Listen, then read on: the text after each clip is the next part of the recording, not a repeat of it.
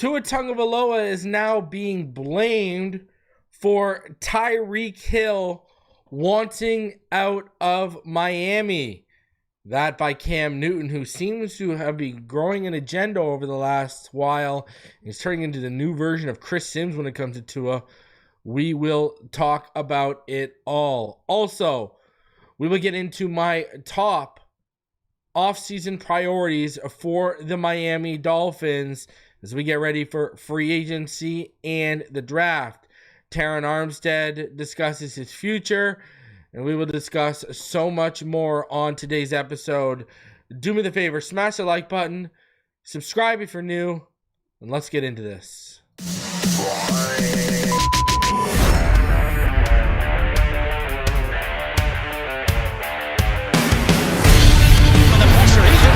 Loses the football. Touchdown!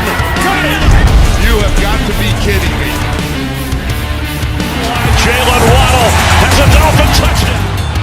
And he will score! Field down the near side, man open. Touchdown!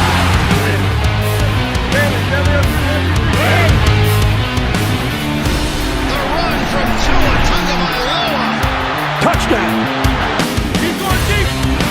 He's got it for the touchdown again.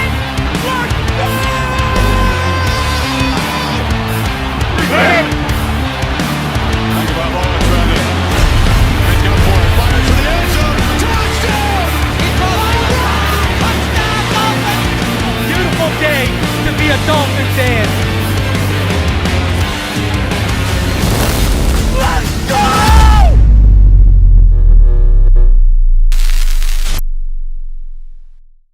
What is good, Fin Nation? What's good? It's your boy Reason, and we are here for another one, coming off the heels of a wild card weekend where the Miami Dolphins were not featured. And we'll talk about that and so much more on this episode, sponsored by BetUS. Appreciate each and every one of you coming through. Smash that like button as you do, man. Smash that like button. I'm not gonna lie, I sit back and smile the amount of people in this fan base who are in love with Dart now and are on the Dart train as the conductor of the train. Choo choo. All right, let's go, baby. You know I am down for Dart to be that dude. But I've said this before, say it again. I'm pretty confident he is going to get out of reach for us. Now, interesting point someone said to me. Listen, Reason. Why would Chris Grier and Mike McDaniel draft a quarterback? This could be one and done for them. Why would they draft a quarterback? And I'll tell you why. Because if they're smart, this is what you do. This is the play. You draft a quarterback in the first 3 rounds,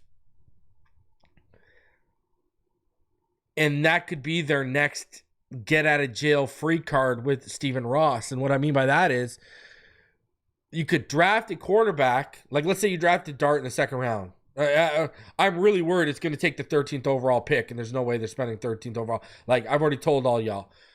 At 13, I want Will Campbell. Calvin Banks is the perfect, ideal fit. Kenneth Grant, I'm down for. Malachi Starks, I'm down for. I don't think we'll get Tet McMillan, but I've warned y'all, and I've been warning y'all. Emeka Egbuka makes a ton of sense at 13 as a sleeper pick for them. There's options there at 13. I'm fine with. I don't want Egbuka, by the way, if anyone's wondering.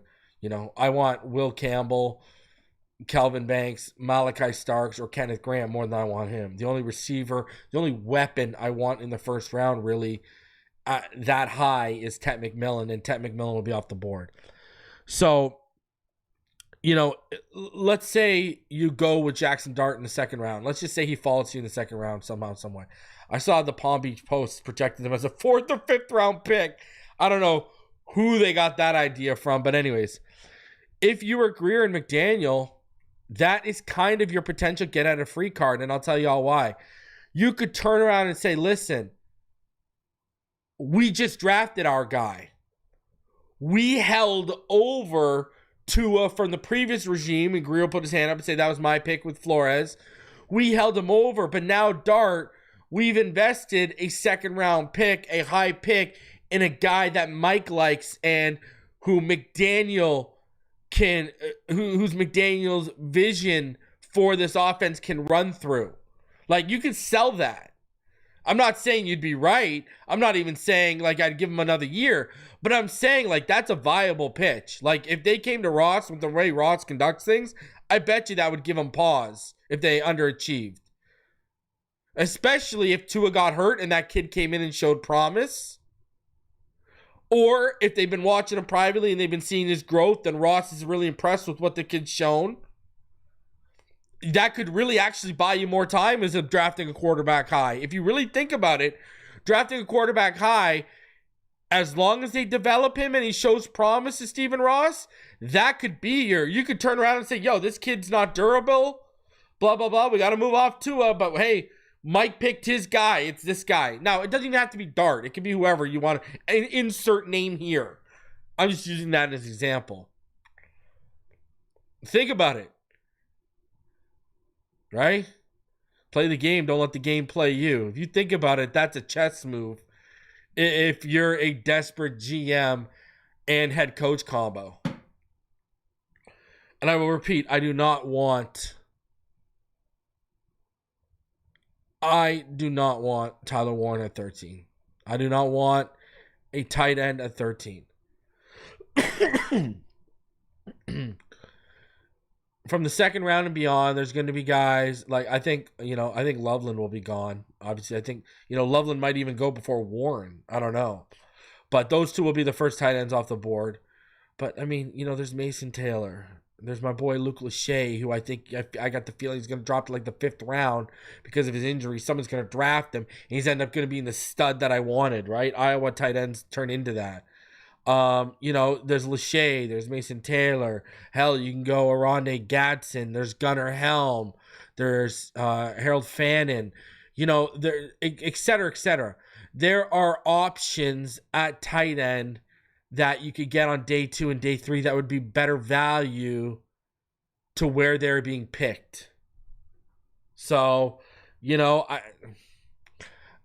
listen, the only weapon I would go for outside of that, the only weapon I'd go for outside of like the trenches, is a receiver.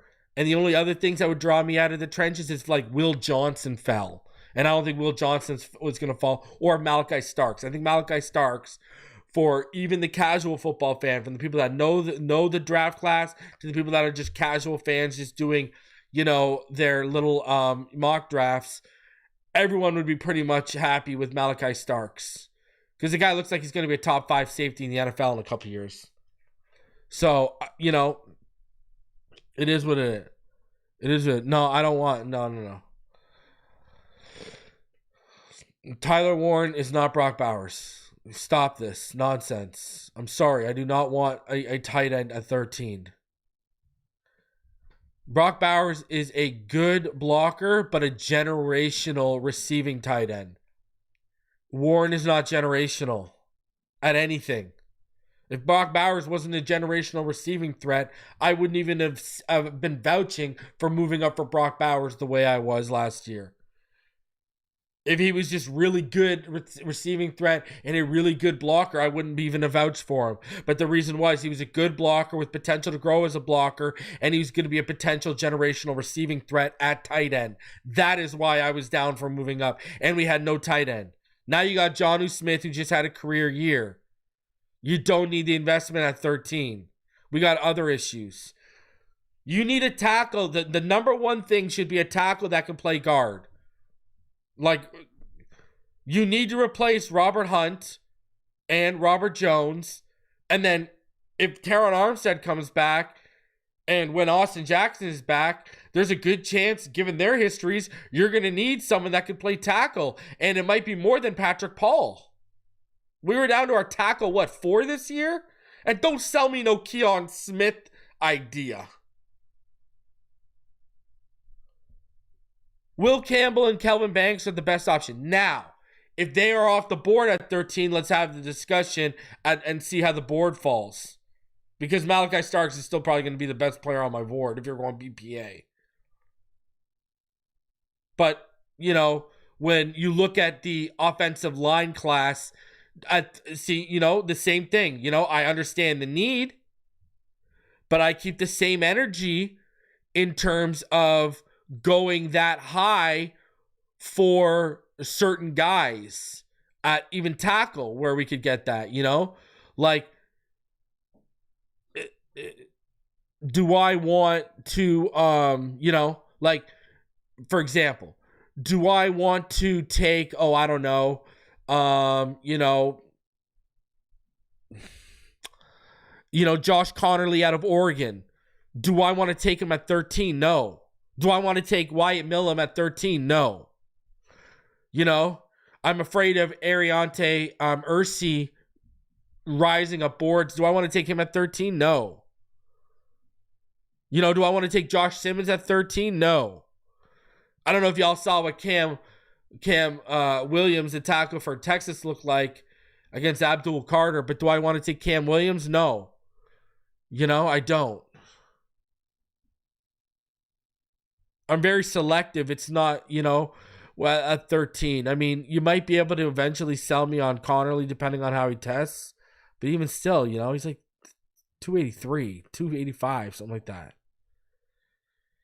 I might fall in love with guys as I get deeper in the process, but right now, I want Will Campbell or Kelvin Banks at 13.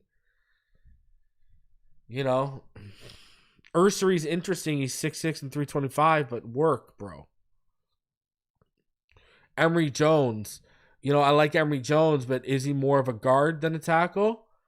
Now, if they're convinced Emory Jones can play tackle just as well as they think he could play guard at the next level, but even 13 feels a little rich for Emory Jones. Like, Emory Jones feels like a guy you could get in the later teens or the early 20s if you really want to go that high. You know what it feels like? It feels like once you get past Will Campbell and Kelvin Banks, you get in danger of reaching on a guy in the teens where you should probably not even take him till the 20s, maybe the top of the second. That's where you start to get into with this tackle class. Like, I'll be honest with you. Will Campbell, Kelvin Banks, and Tyler Booker should be the first three linemen off the board. And then you ask yourself, would you take Tyler Booker at 13? You would probably, if you watch the tape and you watch the kid play, you'd convince yourself, yeah, I'd take him. But then logic has to come into play. You got to look at it, step back, take your feelings out, and look objectively. Will Grier take a guard at 13? Would Grier? Don't think about what you would. Don't say, yeah, I would take Tyler Booker at 13. Because you know what? If you came to me and said Tyler Booker or Tyler Warren, I'm taking Tyler Booker. I think Tyler Booker's the third best lineman in the first round. Besides Will Campbell and Kelvin Banks, I think it's Tyler Booker. I don't think there's any question about that. I think they're the three best linemen. So yeah, I would take a guard. I would take him at 13, but they won't. Right? You know what they'll do? They'll try to tear it back at 18, 19, or 20, and then they'll just miss out on the team that showed the balls just ahead of them to take the kid. That's what'll happen. That's exactly what'll happen. Like, because I'm going to tell you this right now. I would go sign 2 legit guards in free agency. I would move off of Liam Eichenberg, Robert Jones, and Isaiah Wynn if it's a possibility. I would sign 2 of these 5. I'm not even lying to you. I'd just find a way to splash. Trey Smith, but we know that's not going to happen. So then, Mekhi Becton, Tevin Jenkins, Aaron Banks, James Daniels. Give me 2 of those 4. Give me 2 of those 4, and then I'm not even lying. I would turn around and double dip in the draft. I'm not even lying. I would turn around. Even if I gave $20 million to Trey Smith, and then let's say another 8 to 10 to Mekhi Becton or Tevin Jenkins, I would still turn around and draft the guy in the first 3 rounds and double up. And then I'd probably draft a guy on day 3. I'm not even lying to you. My goal would be to replace the starters and to get us some legit depth. And then guess what? Mekhi Becton can play tackle. Tevin Jenkins can play tackle. If Will Campbell or Calvin Banks falls you at 13, they can play guard and tackle.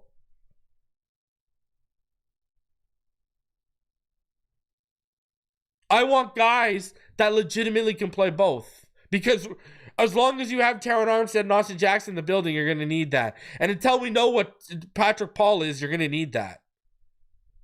Brother, I'm covering every basis, huh? And it ain't just to protect the quarterback, because I've said this before and I'll say it again. The offensive line is not why Tua got hurt. Now, did the offensive line cost us drives with bad penalties or bad sacks given up, either back-to-back or on third down? 110%. But Tua was not injured because of the offensive line. Skylar Thompson was injured because of the offensive line. But Tua got injured on his own accord because he wasn't protecting himself. So I'm not going to blame the offensive line for Tua's injuries this year. Now, when you go back and look at, when he got his bell rung against Buffalo a couple years and, when he broke his rib, okay, those are, especially when he broke his rib, that was more on the offensive line, right? Good old Jesse Davis. So I'm not going to say, but the run game, the fall off in the run game was too drastic. You cannot afford that. Especially these guys, if they could be one and done. You cannot afford that. I kept telling y'all, look at week 14. We lost by 3 to Buffalo. Tua was lights out. Defense wasn't very good. Special teams was even worse. But we ran for 149 yards. And what I keep telling all y'all, when we would go into those droughts where we couldn't even run for 60 yards in a game for like 4 games straight, what would I say? Take away 100 yards from that Buffalo game, you run for 49 yards. Even with Tua having that great of a game that he did, you're not losing by 3 now. You're probably losing by 10. To beat these playoff teams, to make it go down in the playoffs and in these cold weather stadiums and in the December, January months when teams really buckle down, got to be able to run the football, man. And the offensive line wasn't just costing us drives with bad penalties and bad sacks on third down or back-to-back on second and third down. We've been the worst short yardage team since 2022. That's a legitimate fact. That's literally a statistical fact. You get no push on the inside. And the thing is, I talk about they need to take a different philosophical approach to how they construct this. I keep talking about how they need to take a different philosophical approach to how they execute with this personnel. And we will talk about it later here in the offseason priorities. But you need to do what McVay did a couple years ago, where he started incorporating more inside zone stuff, more gap stuff. Then you can't just be a strictly outside zone team. And then even still, if you want to be that, brother, what are you doing trying to be a strictly outside zone team with Eichenberg and guys like Robert Jones as your anchors on the inside? Come on. Could you pick a worse 2 pair of feet? We need athleticism. We need quick feet. Guys need to get to their landmarks. Guy needs to climb really quickly. You need to get in space really fast. Which one of those guys is going to do that? They can't even think of those guys are barely, they're not even competent 60% of the time pulling. Let alone ask them to climb into space and do the stuff that we do in the screen game or et cetera, et cetera. Come on. Let's be real here. Okay? Let's be real here. Whether you want backs to get to the edge or the screen game, these guys are not the ones you want. Okay? Executing for you. Come on. Please. Please. Miss me with that. Nonsense. All right, a couple other things before we get into everything here as people pile in. Over 330 of you in the room. Hey, we're just about to hit 17,000. We're like 100 away from 17,000. We're on the road to 20K. I'm going to do a big giveaway at 20K. So let's go. Let's get those likes up. Let's smash that like button. Let's subscribe if you're new. Let's get to 17K real quick. All right. Now, continuing on here, let's go. Because we ain't done. A couple other things I want to talk about. All right. Man, Jaden Daniels, that man has arrived. I don't know if you guys watched that game yesterday. If you've been watching me since 2019, y'all know I'm not a Herbert fan. And in fact, how I fell in love with Jaden Daniels as a player was watching Herbert, right? When we were all watching these prospects getting ready to come out for the 2020 draft, remember, all those people who have been watching me since, October 2019, I fell in love when I saw Jaden Daniels beat Justin Herbert on a Friday night as a freshman. I was like, this kid, when he bulks up, he is going to be a freaking problem. And I'm a huge Jaden Daniels fan, have been since he came out. And this kid's arrived, man. I mean, you look at him, not just yesterday, but all year in the fourth quarter. It is in that kid's DNA. Man, I think right now there's only 4 quarterbacks in the NFL playing better ball than him. And that's probably Joe Burrow and, Joe Burrow, Patrick Mahomes, Lamar Jackson, and Josh Allen. I think only, Josh Allen, Lamar, and Mahomes are the better quarterbacks than him in the playoffs remaining. He's clearly the best quarterback left in the NFC. He's better than Jalen Hurts. He's a better passer.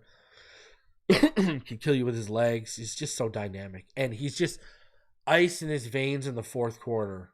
Oh, man, Jaden Daniels. You got a fan. And I can root from afar because you're an NFC team. I love it. That's who I'm. Listen, preseason, I picked Lions and Chiefs, but I'm rooting for Jaden Daniels and the Commanders. It probably ends this weekend against the Lions, though. But that's going to be a game, huh? Saturday night. Shout out to the wife. Family's going to a wedding. Your boy ain't going to that wedding. He's staying home. He's watching that game.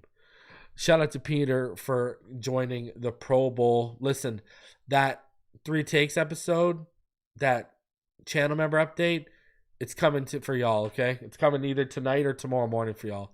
Okay, I've just been gathering stuff. I had some more stuff come across my way this weekend before the playoff games kicked off on Saturday. And some very interesting information come my way from a couple of different people. So I wanted to incorporate that into what we'll be discussing on that. So that'll be coming to y'all. Thanks for holding tight. It's coming for y'all either tonight or tomorrow morning. So be on the lookout for that, okay? Shout out to all my Patrons and my channel members. Y'all are going to like this one. That's coming for y'all, okay? If you want to join the Patreon or become a channel member, the Patreon link is scrolling down below. Become a Phinside The NFL Patreon, patreon.com/Phinside The NFL, or become a channel member by clicking join. You will get the same information, just 2 different ways. YouTube is a video platform, so channel members, you get the written form. Patreon, you get extra video form of me. So there you go. Shout out to all of y'all for supporting myself and the channel. All right. Speaking of supporting the channel, shout out to BetUS for being a sponsor of this channel. Head over to betus.com right now. You got the Vikings and the Rams tonight. You got the Vikings favored. Man, listen, Packers cost me $500 this weekend. I hit 8 legs on a 9-leg parlay, and the one that I missed was the Packers game. Unbelievable. But go make some money tonight because I got stuff riding. I need Addison anytime touchdown scorer and 50 yards or more. I got the Vikings on the money line as well. Plus, I got Cooper Kupp plus 60 yards or more and anytime touchdown scorer. So if I hit those, I'm cashing out big time tonight. So go use BetUS as your sportsbook app and go use the casino aspect that they've just launched. Go use promo code YouTube150, that's YouTube150, and get your first 3 deposits matched by 150% up to $2,000. Some of the quickest payouts in the industry, 24/7 customer service. Shout out to BetUS for sponsoring the channel. All right, let's keep it going. And before we do get into Cam Newton, because we're about to get into that, shout out to Costa Nostra for joining the Pro Bowl. He's getting ready for that to come through. All right, he's getting ready for that to come through, isn't he? I love it. I got to do my Jabroni of the week. You thought I was going to forget? Not going to forget. Jabroni of the week. It's got to be. You know, you knew it was coming. I'm sorry.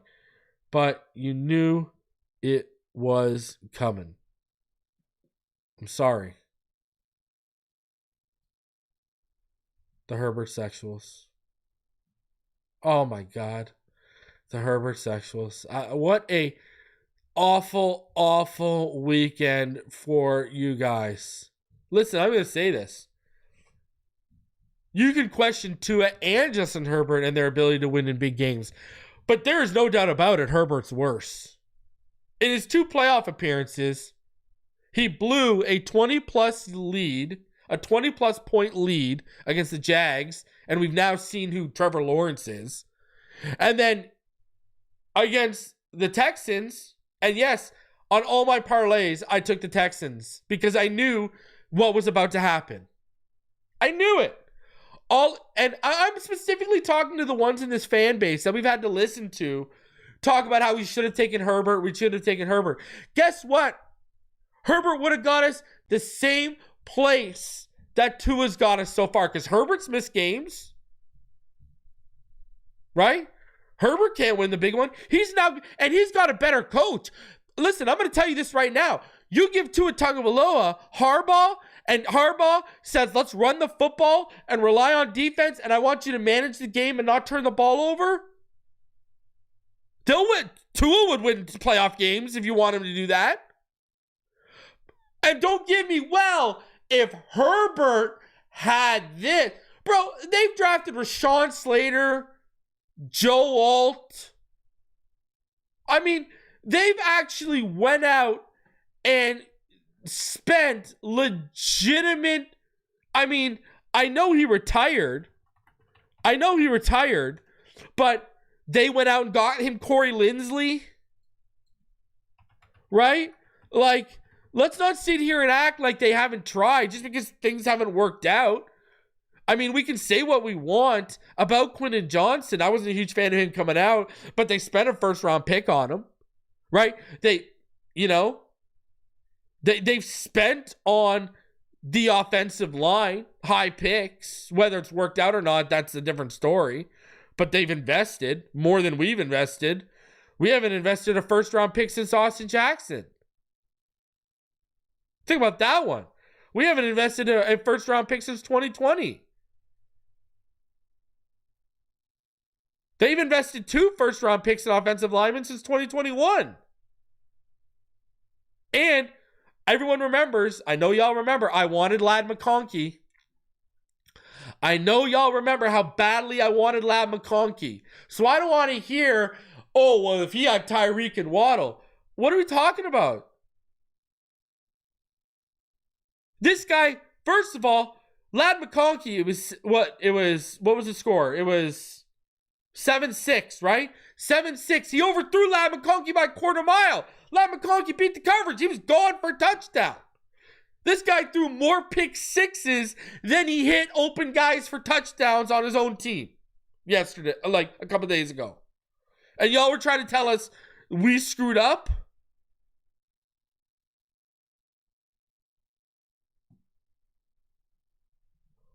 Man, that was painful to watch as a football fan.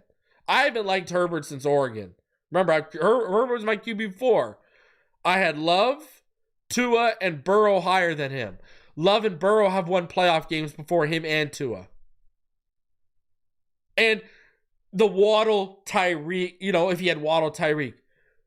Ladies and gentlemen, go look at what Mike Williams as well as Keenan Allen were putting up with Phillip Rivers.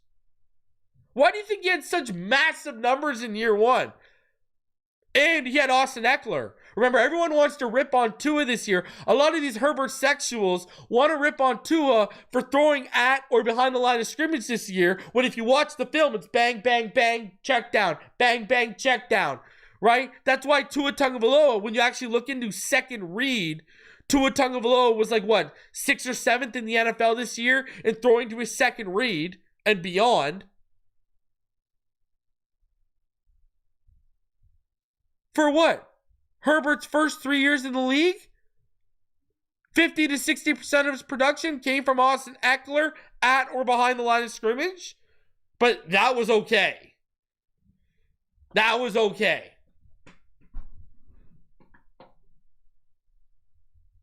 Listen, Herbert's got tools. I will not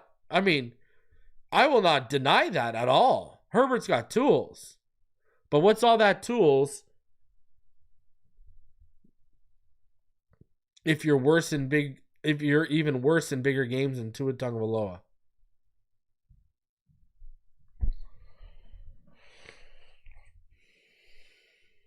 For all the people that want to use that argument, because they're the same ones that are Herbert sexuals. Tough weekend for y'all. Holy jeez. Real tough weekend for y'all. And before we get into everything, another thing I want to address too. Okay?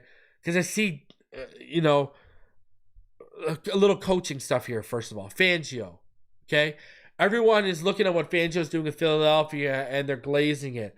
Guys, let's not act like Anthony Weaver didn't do a good job this year, given Chop Robinson was his number one edge rusher for the majority of the year, a rookie who, god damn it, developed into a fantastic potential sophomore next year, right? Like Zach Sealer and Calais Campbell, rotation of Benito Jones and Deshaun Hand, who showed up. Dotson came on at the end there, but other than that, Long was terrible. Anthony Walker was up and down.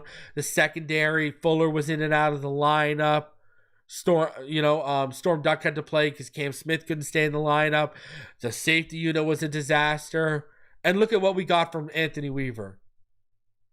So before people want to just automatically crown what is happening over there in Philadelphia with Fangio, respect what Anthony Weaver did with what he had to work with. And I was harsh on him for the first 3 quarters of the season because his defense wasn't showing up in games against good teams like the offense wasn't and had a history of not doing, i.e. when Tua showed up in week 14 but the defense didn't. Et cetera, et cetera. We can go on further and further. And then what happened? Houston, he showed that defense showed up.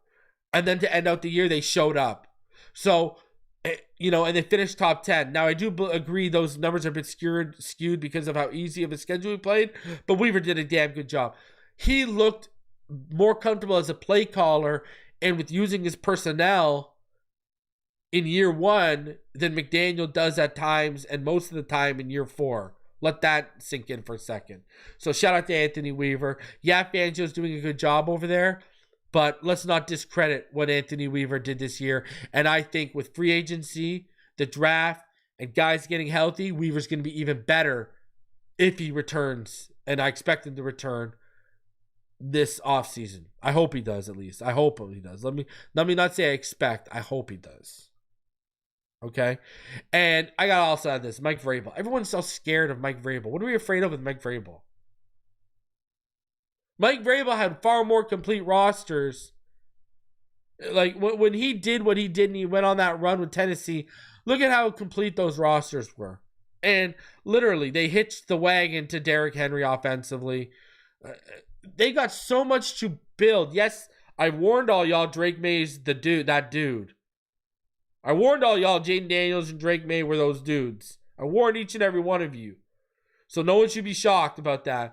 But Drake May, yeah, you got the quarterback. That's great. They got to build an offensive line for him. They got to find weapons for him in the backfield, on the boundary.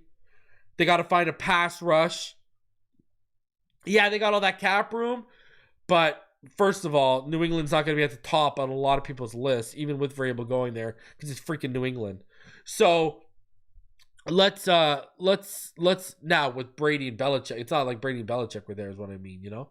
So listen, I think he's got 2 or 3 years ahead of him of building that roster out. I wouldn't be quivering and my knees aren't shaking about Mike Vrabel right now. So listen, I you know what Tua Tagovailoa could have done with that Tennessee Titans team that he took instead of Tannehill? They probably would have won the AFC. Prime Derrick Henry. Look at Derrick Henry's the missing piece for the Ravens. I am now giving the Ravens their props and saying, yo, those Ravens are going to be scary. Why? Because they added Derrick Henry. And do I think Vrabel is a better coach than Mike McDaniel? 110%. But I think Vrabel has a lot of work ahead of him for that roster to even be able to compete with us or the Bills. And coaching's only going to get you so far.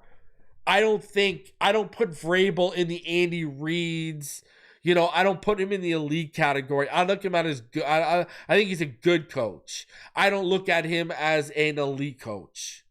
So, hey, maybe he proves me wrong, but I think they got at least 2 or 3 years of building that roster out before you probably got to worry about him. So, and that's if they get it right. Because, you know, they should be drafting one of those linemen I want, Banks or Will Campbell or Ted McMillan, and I bet you if they have a shot, they're going to be the team that drafts Abdul Carter. That's what he'll probably do. Anyways, let's get into this. So, let's get into Cam Newton. Cam Newton, to me, he's the new Chris Sims. He just doesn't like Tua. He just does not like Tua. That's just what it is. I don't know. So let's get into Cam Newton. Basically blames Tua. He's trying to start the agenda and the narrative that Tyreek wants out because of Tua. So let's talk about this. Let me play it and then we'll go. I think the verdict's out with Tua Tagovailoa and his arm strength. Like, that's a real thing. Like, does he have the capacity to keep guys like Jalen Waddle, Tyreek Hill, Jonnu Smith? Like, these, like, bro, They got a good team. everybody wants stars until you have to realize what comes with those stars. Bouncing them. Yeah. You know what I'm saying? Yeah, that's real. So for me, I had it in Carolina. I had it even in, you know what I'm saying, New England. Like, bro, understand when you want the Stephon Diggs, the Odell Beckhams, the Tyreek Hills, the Justin Jeffersons, the Jamar Chases, the Devontae Adams, these guys want the fucking ball. And it's your job as a quarterback or the play caller, Mike McDaniel, to get these guys the ball. Yeah. So, yes, is he overreacting? Yes, but there's still a cause for concern of how he is a part of getting him the ball. Okay. First of all, shout out to Ryder. Go subscribe to him on YouTube. He says Vrabel needs a good OC. I agree. And I think a lot of people don't give him, like, they were in a weak division too. Like, you know, the Texans weren't where they were right now. They were in a very weak division. Watson was going through what he was going through. Very weak division. Let's see you do that in the AFC East or the AFC North, you know what I mean? So, and he'll have a chance to do it in one of them. Cam Newton. See, this has nothing to do. Okay, Cam, listen. If Tua was the issue, why was Tyreek in front of the camera post game saying, I miss QB1, I just want my QB back? If Tua was the issue, why did he repeat, I miss QB1 multiple times?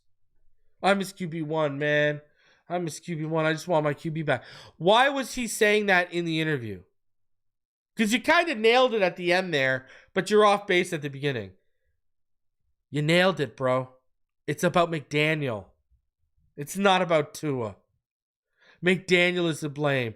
What you just said there about McDaniel needs to get the receivers involved, that's McDaniel. He's the game planner. He's the play designer. He's the play caller. He designs the plays, he calls the plays, and he and he's the head of the game plan. If Tua's not in, it's McDaniel's job with Thompson, Huntley, whoever you want to name, to find a way to get the ball to his best players, because that's the best way of scoring points and for the offense making any noise. But we didn't see that. Aside from the Cleveland Browns game, and that was because you were given so many chances because you were facing the worst quarterback in the NFL in DTR. But even in that first half, when we only scored 6 points in that first half against Cleveland, what did I say? So if you have a first half like that against the Jets next week, you're losing. Sure enough, what happened? They ended up playing like that, and they lost. So Tyreek is frustrated because, and listen, I've already said, the damage might already be done. I don't agree with how he went about it at all. If you don't want to be here, get out of here. All those things are true. But I did stick up for the fact that you got to understand where he's coming from. You're paying me $30 million. I was voted number 1 best player in the NFL. Why aren't you figuring out a way to lean on me more? Now, Tyreek, we leaned on you in the San Francisco game, and you were dropping touchdown passes left, right, and center. Valid argument. 110%. And Tua was in the lineup, makes it even worse. Valid argument, 110%.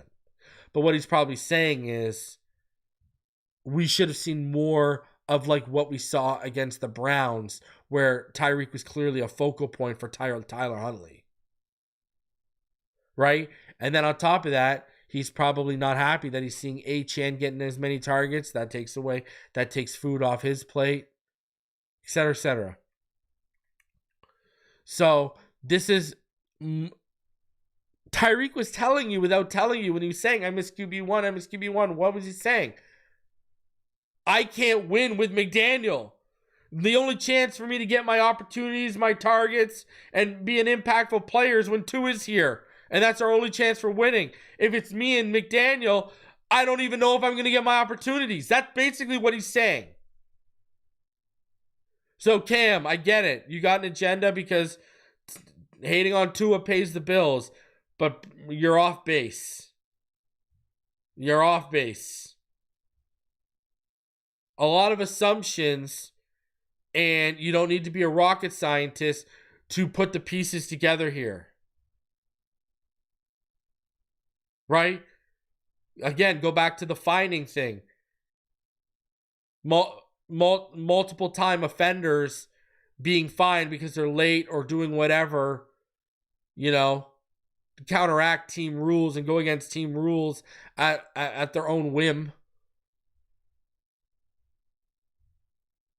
One automatically assumes Tyreek is one of those people. I mean, he's missing practice for an illness, then he's live on TikTok while he's missing practice for an illness, working the register at the Soul Runner, shop in Ventura Mall.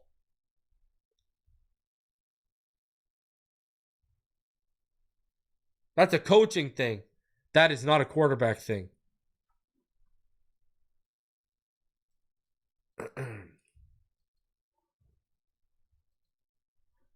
Real talk.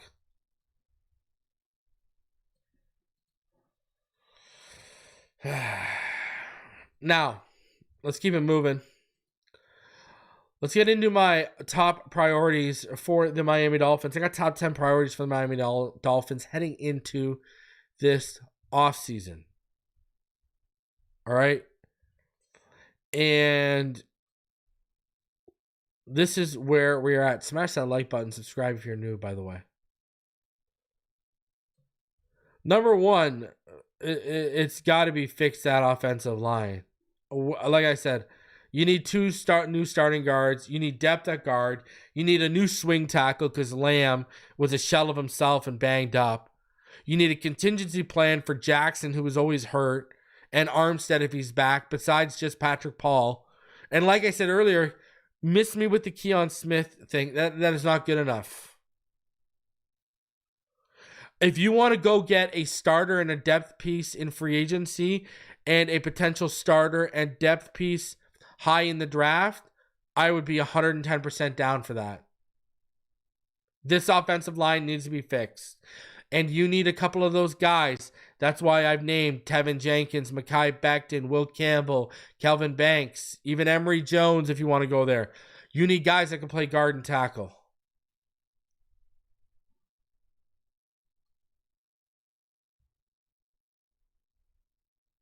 You really do. Number 2, you need to get the best contingency plan as possible at quarterback. You need to sign the best vet option, whether it's Andy Dalton, Russell Wilson, whatever. And then I truly believe you need to draft another option to develop high, with day 2 being on the table if the right guy falls. I've got to talk about it. Jackson Dart. You guys know how I feel about Jackson Dart. If he's there at day 2, I don't think he will be. You'll have to move up. But if he's staring you down the barrel, come on, man. Make the move. Pull the trigger. I don't want Dylan Gabriel. Now, I could see why they would be intrigued by Dylan Gabriel. I'm not a fan of Dylan Gabriel. I would honestly rather Curtis Rourke or Kyle McCord on day 3 than Dylan Gabriel on early day 3 or, whatever. Or potentially day 2. Not a fan of Will Howard. Will Rogers from Washington is interesting. Donovan Smith is a project for me. Not a very good draft class. Especially if Ewers decides to not come out. Then after Milroe and Jackson Dart, it turns into real slim pickings. And, yeah. So, I'd be down for McCord or Rourke on day 3. But you need to find a contingency plan at quarterback in the best contingency plan as possible. Number 3, you need to fix the run game. Move off Mostert and Wilson Jr. Build behind Achane and Wright. Incorporate more inside zone and gap stuff. But this is also a tie-in to fixing the offensive line. You fix that offensive line, you're going to see the boost in the run game. Now, I know everyone wants Cam Skattebo from Arizona State. I think he's probably jumped guys like Ollie Gordon. Now, I still think Ashton Genty, Caleb Johnson, Omario Hampton, and Travion Henderson probably go ahead of Cameron Skattebo. But maybe he fights with Quinshon Judkins for the 5th guy. I know a lot of people want Skattebo, sorry. So there's also guys later on you can look at like Nick Singleton and stuff from Penn State. But I mean, there are options through the draft and free agency to build properly behind Achane and Wright. 4, Tua needs to figure out the best way to stay healthy. You've been hurt over and over again due to playing hero ball. Cut it out. You aren't built for the hero ball. You've been training at a high level since you entered the league and know your body the best. Figure out what's worked best so far and stick to it in regards to protecting yourself. If that means bulking back up like how you were last year, so be it. You know your body best. What you feel worked best for you, find it. We need you on the field, even if we draft a quarterback.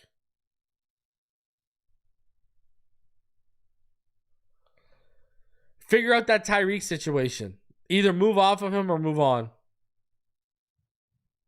as a team with the player. You can't allow him to be a distraction or to be a ticking time bomb waiting to explode when the going gets tough. Your asses are legitimately on the line here. Like, you cannot mess around.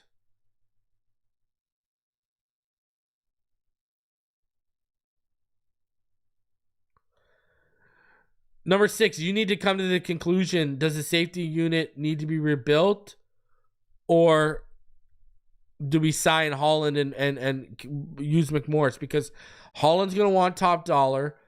At 13, you'll be in the range of Malachi Starks.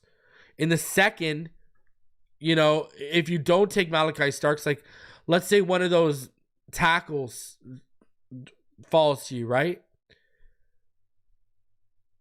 At the top of the second, or you could trade back into the end of the first round if you're hearing rumblings.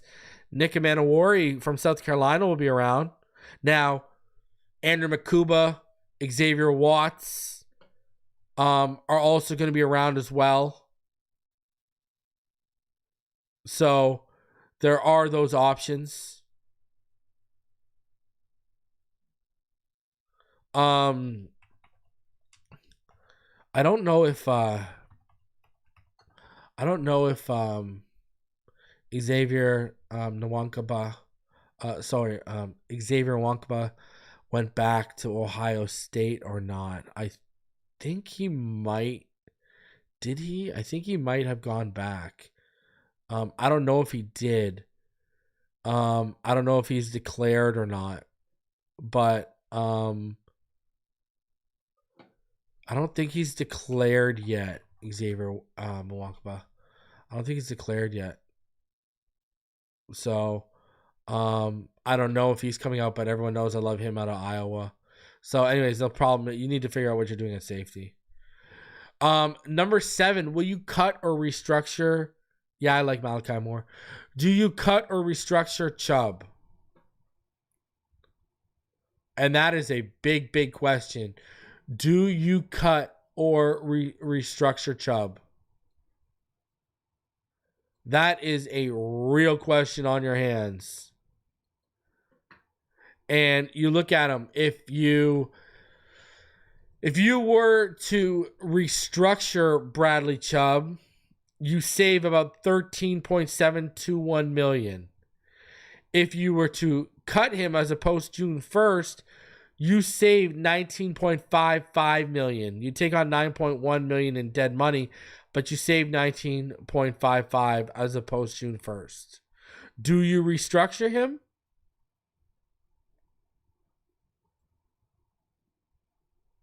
So that's legitimate chunk of change. You either restructure him or you move off of him.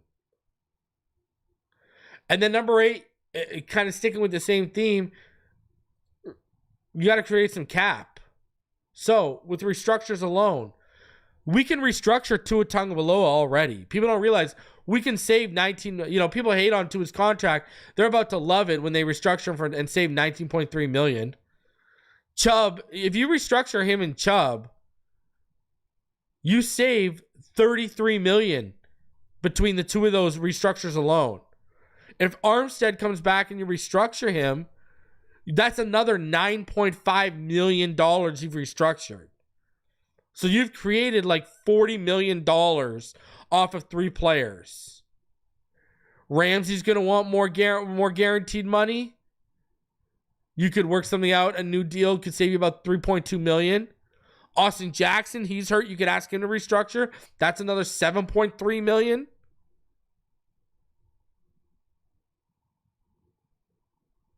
I mean, there is legitimate money to open up here.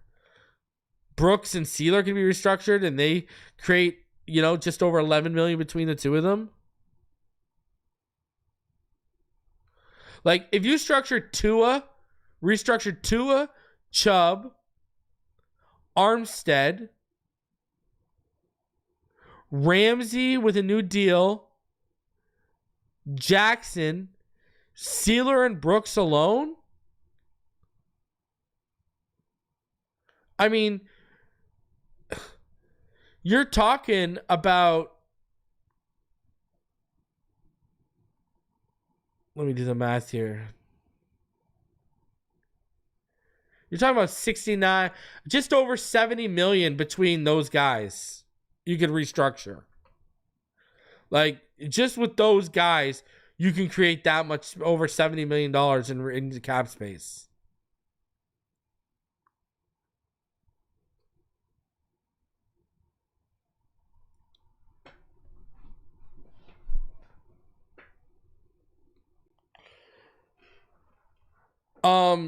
Now another one I got here is get nastier and tougher.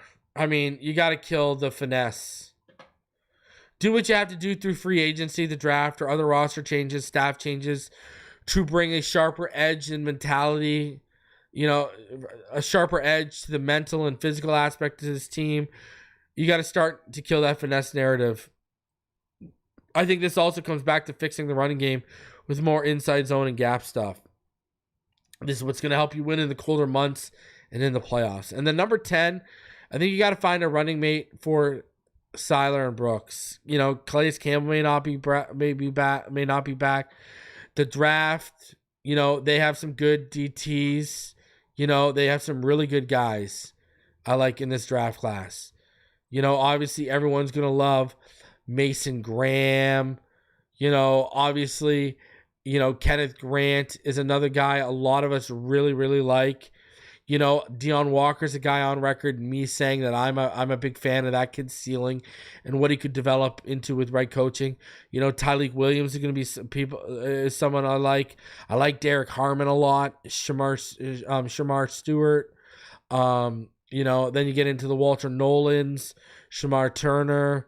Nazir Stackhouse is a guy I like late if you're looking for that zero tech. So I think you got to find some running mates. And then a linebacker, again, just like that, I think Dotson showed he can be a rotational piece. I think Walker can replace Duke Riley, but I think you got to find that number 2 guy. Is that going to be Jalen Walker, Barrett Carter, Danny Stutzman? I don't think they'll be high. I don't think they're taking Jahad Campbell at 13, or they'll be, and then he'll go in the 20s, right? Same with Carson Schwessinger from UCLA.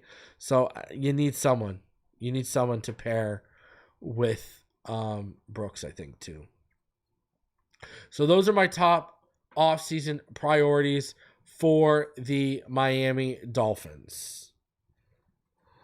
And shout out to Tyreek Hill. Let's get that situation figured out, because I wouldn't be mad if you want to move up for Tet McMillan. Terron Armstead, he posted this on Instagram. Can't express how grateful I am for this game and all the opportunities, relationships, moments, and memories that it's created. To every fan and supporter, I appreciate you. That's all for now. Stay tuned. So we still don't know whether Terron Armstead will be returning to the Miami Dolphins next year or not. If he does, yeah, Stutzman's I actually low-key like this linebacker, group. I like Jahad Campbell. I like Schwessinger. I like Jalen Walker. I like Barrett Cotter. I like Stutzman. I actually really like some players in this linebacker group. I really do, honestly. So I think another guy I liked, I don't know if he's coming out yet. I haven't seen if he's declared or not, but speaking of linebacker, because I just like my pipelines. I don't know, I'm weird like that. I really liked Jay Higgins, but I don't know if Jay Higgins is coming out. There's 2 guys, 3 guys from Iowa. I love Luke Lachey. I love Xavier Nwakpa, the safety, and I love Jay Higgins. But I haven't heard if Jay Higgins is going back or not. I haven't seen, but I don't know. I don't know if Jay Higgins is going back or not, but I like Jay Higgins. Listen, I'm not going to lie to you. Savion Williams, I'm a fan. I think he's a top 5 receiver in this class. I really do. I wouldn't be mad. 2nd or 3rd round, I wouldn't be mad at Savion Williams. I wouldn't. I'm a fan. The more film I watch of the kid, the more I like him. I like him a lot. For real. He's a top 5 kid in this class. For real. You ain't going to hear an argument from me. If you can get him in the 3rd, that would be like the biggest steal in the draft. I don't think you'll be able to. I think you have to go in the 2nd. But yeah, I'm a fan. I am a fan. For sure. Kid's a beast. Beast. You know, I like him a lot. I probably have Tet McMillan, Luther Burden, Emeka Egbuka, and Trey Harris and Savion Williams would be my top 5 guys. And I'd probably have Savion, you know, I think Tet McMillan, Emeka Egbuka, and Savion Williams fit with what they're looking for. And Savion could just be a beast. So count me in. He's top 5. Guys, smash that like button. Subscribe if you are new. Appreciate all of y'all coming through. I'll be back tomorrow. Now be on the lookout for that. We'll be handing out some awards and much more. And we'll be doing the end of the season roundtable next week. So a lot of content coming your way. Shout out to BetUS for sponsoring the channel. Love each and every one of you. Smash that like button. Subscribe if you're new. We're about to hit 17,000. Love all y'all. See y'all on the next one. Fins up.